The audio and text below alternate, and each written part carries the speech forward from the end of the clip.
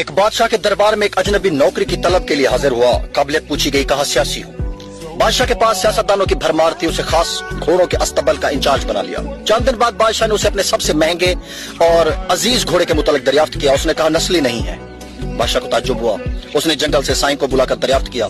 اس نے بتایا گھوڑا نسلی ہے, لیکن اس کی پیدائش پر اس کی ماں مر گئی تھی. یہ گائے کا دودھ پی کر اس کے ساتھ پلا ہے. نوجوان کو بلایا گیا. تم کو کیسے پتا چلا کہ یہ اصیل نہیں ہے؟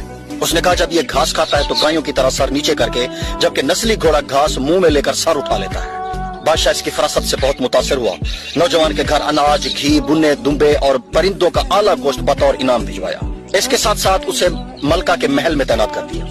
چند دنوں بعد بادشاہ نے نوجوان سے بیگم کے بارے رائے مانگی تو اس نے کہا کہ طور و اطوار تو ملکہ جیسے ہیں لیکن شہزادی نہیں ہے. بادشاہ کے پیروں تلے سے زمین نکل گئی.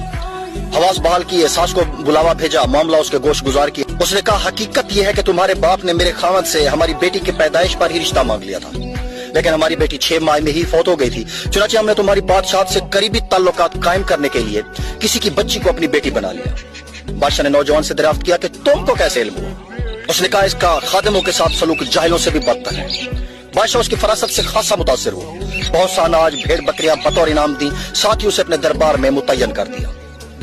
کچھ وقت گزرا, نوجوان کو بلایا, اپنے بارے دریافت کیا. نوجوان نے کہا جان کی امان پاؤں تو عرض کروں.